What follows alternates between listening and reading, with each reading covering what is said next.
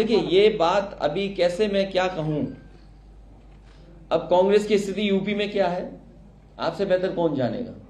हम न बताएं उसके बाद भी आपको पता है। अगर आप प्रदेश देखें तो ज्यादा सांसद वही चुन करके आएंगे, जीत करके आएंगे जो न कांग्रेस के साथ है न बीजेपी के साथ है।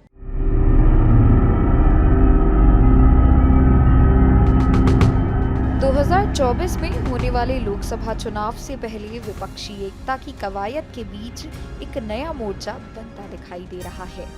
कांग्रेस के बिना कई विपक्षी पार्टियां यह संकेत दे रही हैं कि 2024 में वो लोग गठबंधन में चुनाव लड़ सकते हैं। एक ओर जहां बिहार के मुख्यमंत्री नीतीश कुमार सभी विपक्षी दलों को साथ आने को कह रहे हैं, तो वहीं दूसरी ओर तेलंगाना के मुख्यमंत्री के चंद्रशेखर राव भी भाजपा के खिलाफ मोर्चा खोल चुके हैं। केसीआर के साथ तो उत्तर प्रदेश के पूर्व मुख्यमंत्री और समाजवादी पार्टी के मुखिया अखिलेश यादव भी मंच साझा कर चुके हैं। अब अखिलेश यादव पश्चिम बंगाल पहुंच चुके हैं, जहां उन्होंने टीएमसी प्रमुख ममता बनर्जी से मुलाकात की। इस मुलाकात के बाद अखिलेश यादव ने कहा कि आपको चुनाव से पहले एक नया मोर्चा दिखाई देगा। मुझे उम्मीद है आप इसे फ्रंट, गठबंधन या अलायंस कुछ भी बोल सकते हैं।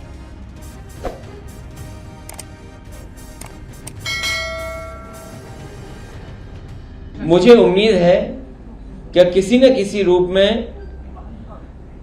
उसको फ्रंट बोलिए, गठबंधन बोलिए या अलायंस बोलिए, मुझे उम्मीद है कि चुनाव से पहले आपको दिखाई देगा। और देश में परिवर्तन सभी चाहते हैं, क्योंकि देश का जितना नुकसान भारतीय जनता पार्टी ने किया इतना कभी किसी दल ने नुकसान नहीं किया होगा। तो त्रिकोण बन रहा है, आप कह रहे हैं कि राजनीति में राष्ट्रीय स्तर पर त्रिकोण बन रहा है, जिसमें एक थर्ड फ्रंट अलग होगा, कांग्रेस का अलग होगा। देखिए, ये बात अभी कैसे मैं क्या कहूं। अब कांग्रेस की स्थिति यूपी में क्या है आपसे बेहतर कौन जानेगा। हम न बताएं उसके बाद भी आपको पता है।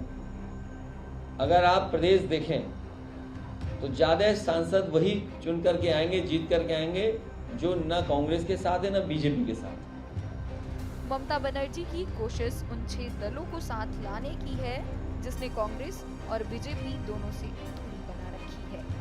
तृणमूल कांग्रेस अपने नए मोर्चे में आम आदमी पार्टी, भारतीय राष्ट्र समिति, बीजू जनता दल, समाजवादी पार्टी और जनता दल सेक्युलर को साथ लाना चाहती है, क्योंकि तृणमूल कांग्रेस का दबदबा पश्चिम बंगाल की 42 सीटों पर है, जबकि सपा यूपी की सभी 80 सीटों पर चुनाव लड़ेगी। भारतीय राष्ट्र समिति तेलंगाना की 17 सीटों पर बीजेपी से सीधा मुकाबला कर सकती है। आप पंजाब और दिल्ली की 20 सीटों पर मजबूत है। वहीं जेडीएस कर्नाटक की 28 सीटों पर चुनाव लड़ने की तैयारी में है। अगर ये सभी दल मिलकर एक साथ चुनाव लड़ते हैं तो बीजेपी से लोकसभा की 200 सीटों पर सीधा मुकाबला हो सकता है। पिछले चुनाव में इन दलों ने करीब 50 सीटों पर जीत दर्ज की थी। बहुत क्लियर है कि कांग्रेस अभी एक नेशनल पार्टी है और उन्हीं की जिम्मेदारी बनती है कि सारे विपक्षी दलों को साथ में लेकर चलें और सारी विपक्ष की जो यूनिटी होनी चाहिए वो जिम्मेदारी लें। और अगर जिम्मेदारी नहीं ले पाते हैं तो डिफरेंट कोलिशंस के आधार पर लोग आगे बढ़ेंगे ही, क्योंकि सब जानते हैं कि महत्वपूर्ण ये है कि हमें एकजुट होकर ही लड़ाई लड़नी है। केंद्र में समाजवादी पार्टी हो, आरजेडी हो, जेडीयू हो, बाकी सारी शिवसेना, हम खुद हैं, एनसीपी हो, सब एकजुट होकर 18-19 पार्टी लड़ाई लड़ ही रहे हैं केंद्र में, पार्लियामेंट में। तो ये आने वाले समय में लोकसभा के चुनाव में फेरबदल होती रहेगी, आपस में संवाद होता रहेगा। उम्मीद करती हूँ एक कोalition बनेगा। हालांकि 2022 में बीजेपी से गठबंधन तोड़ते हुए बिहार के मुख्यमंत्री नीतीश कुमार ने ऐलान किया था कि बिना कांग्रेस के कोई भी गठबंधन बीजेपी के सामने सफल नहीं हो पाएगा। ममता बनर्जी और अखिलेश यादव बीजेपी के खिलाफ मजबूती से लड़ने का दावा करते हैं। इसके बावजूद अपने मोर्चे में कांग्रेस को शामिल नहीं करने का फैसला किया है। आखिरकार वजह क्या है? ये लोग सब, ममता बनर्जी, अखिलेश यादव, ये सब भटकते हुए आत्मा। अभी इन लोगों का कोई जगह नहीं है, शरण नहीं है। इन लोगों का मन में ख्वाब है दिल्ली में कुछ करेंगे, तो करेंगे कैसे?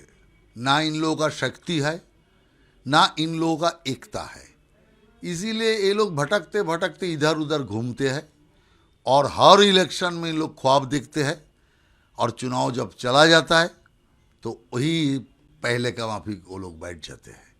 इसीलिए इसमें कुछ होने वाला नहीं है। ये लोग सिर्फ नाटंकी कर रहा है और कुछ नहीं। देखिए, इन लोगों का आपस में झगड़ा बहुत दिन से चल रहा है।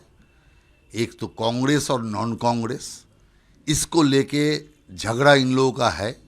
वो लोग झगड़ा करे, हम लोग जनता का सेवा करें। इसीलिए इन लोग बहुत मंशा बना के मोदी जी को केंद्रीय सरकार से हटाने का बात करते हैं, लेकिन इन लोगों का एकजुटता नहीं है, इन लोगों का कोई कार्यक्रम नहीं है, इन लोगों का कोई प्लानिंग नहीं है, सिर्फ ख्वाब है इन लोगों का। तो ख्वाब से कुछ हो नहीं सकता।